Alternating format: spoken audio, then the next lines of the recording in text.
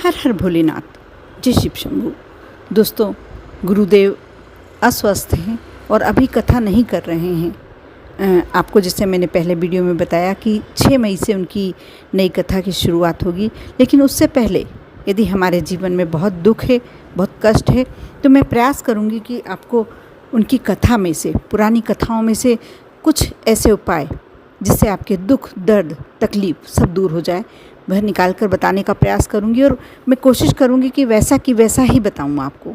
पूरा आप यदि वह उपाय करें तो आपके जीवन में अवश्य लाभ प्राप्त हो। दोस्तों, जो ये पहले कथा में उन्होंने एकादशी के बहुत सुंदर सुंदर उपाय बताए हैं और मैं 3 उपाय इसमें बताने जा रही हूँ। तीनों उपाय में से आप शुरू से अंत तक वीडियो को अवश्य देखें और जो उपाय जैसा लग रहा है कि आप जिस परेशानी में हैं उससे संबंधित उपाय अवश्य करें और अपने जीवन में जो भी परेशानियां हैं उन्हें दूर करने का प्रयास कर सकते हैं। मैं प्रयास कर रही हूं कि आपको अच्छी तरीके से समझ में आए, इस तरीके से बताऊं। पहला उपाय तो दोस्तों ये है कि यदि आपके जीवन में दुख, तकलीफ़ कम होने का नाम नहीं ले रहा है, तो बहुत ही सुंदर उन्होंने एकादशी तिथि का उपाय बताया है, जो 19 अप्रैल को पड़ रही है। और यह उपाय आप सुबह के समय कर सकते हैं। ज़रूरी नहीं है कि आप व्रत करें, उपवास करें तभी ये उपाय करें। ये बिना उपवास, बिना व्रत के भी कर सकते हैं। आपको करना ये है कि सुंदर से, जैसा मैं चित्र में बता रही हूँ, आप ध्यान से देखिएगा। प्रयास कर रही हूँ कि आप पूरी तरीके से समझकर इस उपाय को ज़्यादा से ज़्यादा मात्रा में करें। और क्योंकि कुछ दुख ऐसे होते हैं, कुछ कष्ट ऐसे होते हैं कि हम सब कर रहे हैं, उस दुख से दूर होने का प्रयास कर रहे हैं, लेकिन वह दुख है कि समाप्त होने का नाम ही नहीं ले रहा। यदि ऐसी स्थिति आपकी है तो आप यह कार्य अवश्य करें, ये उपाय अवश्य करें। आप 7 बेलपत्र आप सुबह सुबह ही मंगवा लीजिए। आप स्नान करके जब निपट जाते हैं, जब सुबह सुबह यदि मंदिर जाके ये कार्य करते हैं तो बहुत ही छोटा सा उपाय है। और अब मेरे को ऐसा लगता है कि हर घर में से, प्रत्येक घर में से हर व्यक्ति मंदिर जाता होगा। यदि कुछ परेशानी में कोई व्यक्ति नहीं है, कि यदि स्त्रियां मासिक धर्म में नहीं हैं तो भी तो अवश्य जाती होंगी। बच्चे स्कूल जाने से पहले आजकल पहले भोलेनाथ के मंदिर में जाकर शिवलिंग पर जल समर्पित करते हैं, फिर स्कूल जाते हैं। पुरुष तक इतने अवेयर हो गए हैं कि पहले ऑफिस जाने से पहले एक कलश जल का भरते हैं, अपने घर का स्वच्छ जल का, और सबसे पहले जाकर मंदिर में आप शिव जी को जल चढ़ाते हैं, फिर आप ऑफिस जाते हैं। गुरुदेव ने लोगों को इतना अवेयर कर दिया है, भोलेनाथ के मंदिर में इतना अच्छा उन्होंने अपनी कथाओं के मार्फत से, कथाओं के द्वारा लोगों को इतना अवेयर कर दिया है कि प्रत्येक घर में से प्रयास यही रहता है कि हर व्यक्ति भोलेनाथ की शिवलिंग पर जल अवश्य समर्पित करता है। तो ये आप एकादशी की तिथि के दिन ये उपाय अवश्य करें। जैसा कि आप चित्र में देख रहे हैं, आप सबसे पहले 7 बेलपत्र लेना है। बेलपत्र कैसी लेना है? जो बिल्कुल टूटी फूटी नहीं हो, कटी फिटी नहीं हो, सुंदर हो, और घर लाकर आप स्वच्छ जल से धो लें। उसको धोने के बाद आप 7 बेलपत्र, एक कलश जल का, 7 बेलपत्र आपने ले लिए। अब एक कलश आपको जल का भरना है। आप तांबे के कलश में जल भर सकते हैं, आप अपने घर का स्वच्छ जल भर सकते हैं। यदि आपके घर में गंगा जल है तो अवश्य 2-4 बूंद उसमें डाल लीजिए। अब आप मंदिर जाएंगे, शिवालय जाएंगे, उस कलश को एक हाथ में ले लें। सबसे पहले आप अपनी 7 बेलपत्र हथेली पर रखें, उस पर जल का कलश रखें और मंदिर जाएं। आप शिवालय पहुँचे, सबसे पहले आपको नंदी बाबा के दर्शन होते हैं। आपको वहाँ जो उनका पैर उठा हुआ है उस पर आप जल समर्पित कर दें। आपने जो बेलपत्र लिए हैं वहाँ जाकर, आप मंदिर में जाकर उन बेलपत्रों को कलश में डाल दीजिए, जल के कलश में डाल दीजिए, और फिर वही जल आप नंदी बाबा का जो उठा हुआ पैर है उस पर समर्पित कर दीजिए। फिर आप आगे जाएंगे, जो 7 बेलपत्र पूरा आपने जल समर्पित कर दिया। अब आगे आप शिवलिंग के पास गए, वहाँ उत्तर दिशा की तरफ, उत्तर दिशा की डायरेक्शन में जाके खड़े होंगे, और जो बेलपत्र 7 बेलपत्र बचे हैं आपके कलश में, तो आप उस बेलपत्र को एक एक करके आप शिवलिंग पर समर्पित कीजिए। आपको कैसे करना है? जो डंडी का हिस्सा है, जो बेलपत्र का डंडी वाला सिरा है, वह अशोक सुंदरी यानी जलाधारी की तरफ होना चाहिए, और जो पत्ती के मुख का सिरा है, आगे का सिरा है, वह आपकी डायरेक्शन में होना चाहिए। आप इस समय नंदीश्वर का स्मरण करें, बाबा से अपनी विनती रखें और कुछ देर वहाँ खड़े होकर अपनी विनती कर कर आप घर लौट आइए। आप प्रत्येक एकादशी पर ये कार्य कर सकते हैं। देखना आपके दुख कितनी जल्दी कटने लगते हैं। ये दुख और कष्टों को अपने जीवन से हटाने का बहुत ही अच्छा तरीका है।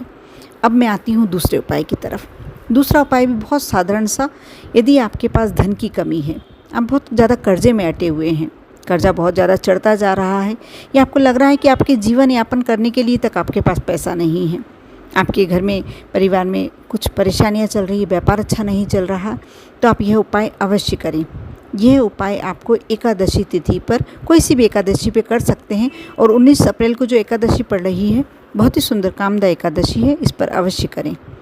आप अपने घर से एक जल का कलश भरें और उसमें थोड़ा सा गंगा जल, जब भी आप शिवलिंग या भोले बाबा की निमित्त कोई जल ले जाते हैं, घर से ले जाते हैं, उसमें कुछ बूंदे यदि आप गंगा जल की डाल लेते हैं तो श्रेष्ठ हो जाता है। इस बात का आप ध्यान रखें। अभी आपको भोले बाबा के मंदिर नहीं जाना है। आपके आसपास मंदिर में या कहीं भी बेलपत्री का वृक्ष होगा। आप अपने घर से कोई भी अनाज, मुट्ठी भर अनाज ले लें। गेहूँ ले सकते हैं, चावल ले सकते हैं, फूलों की पंखुड़ियाँ ले सकते हैं या कुछ ऐसा। और एक लंबी बाती का दीपक अवश्य लेना है। लंबी बाती का ही दीपक लेना है, इस बात का ध्यान रखें। और क्योंकि जब हम लक्ष्मी के निमित्त कोई कार्य करते हैं, देवी के निमित्त कोई कार्य करते हैं, तो हमें लंबी बाती का दीपक लगता है। आप जानते ही हैं, गुरुदेव ने अपनी कथा में, और मैंने भी बहुत बार बताई है ये बात, कि देवी की जब भी आप आराधना के लिए लगाएं तो लंबी बाती का दीपक लगाएं। और मैं जैसा कि चित्र में बता रही हूँ, आप एक लंबी बाती का दीपक लें, उसे घी से, यदि गाय का घी आपके पास है तो बहुत ही अच्छी बात है, आप गाय के घी से भर लीजिए दीपक।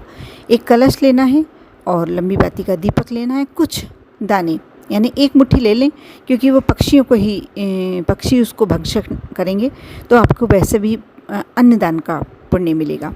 आप जाएं और जहाँ बेलपत्री का वृक्ष हो वहाँ जाएं। सबसे पहले आपको क्या करना है कि जल समर्पित करना है। जो आप कलश में जल ले गए हैं, बेलपत्री के वृक्ष के नीचे जल समर्पित करें। उसके बाद जो आपने दीपक ले गए हैं उसे प्रज्वलित करें और बेलपत्री के वृक्ष के नीचे आप सबसे जो हाथ में आपने थोड़े से अनाज के दाने या फूल की पंखुड़ियाँ ले गए हैं वह रखें और दीपक को आसन देकर आप वहाँ रख दें।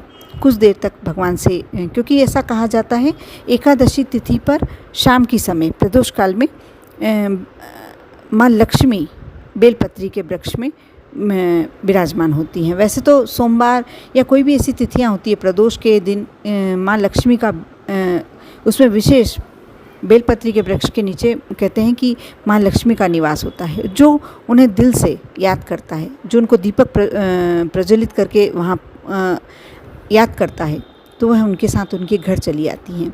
आप दीपक लगाएं और वो दीपक का डायरेक्शन ध्यान रखें कि या तो बेलपत्री के वृक्ष की तरफ हो या उत्तर दिशा की डायरेक्शन। दक्षिण दिशा में आप कभी भी लंबी बाती के दीपक को प्रज्वलित करके ना लगाएं, क्योंकि ये उचित नहीं होता है। आपको दीपक प्रज्वलित करने के बाद थोड़ी सी मिट्टी जो बेलपत्री की है आप अपनी मुट्ठी में ले लें। थोड़ी सी मिट्टी लेकर घर आ जाएं। उससे पहले आप कुछ देर बेलपत्री के वृक्ष के नीचे माँ लक्ष्मी से, भगवान शिव से, भोलेनाथ से, माँ पार्वती से आराधना करनी है और अपनी जो धन रूपी समस्या है आपको वहाँ अपने बेलपत्री के वृक्ष के नीचे कहनी है। मन ही मन कहें, विनती करें और आ जाएं। आप देखना, आप कुछ एकादशी की तिथियों पर ऐसा करके देखें, शीघ्र ही आपकी धन संबंधी समस्या धीरे धीरे समाप्त होने लगेगी। ये हुआ दूसरा उपाय।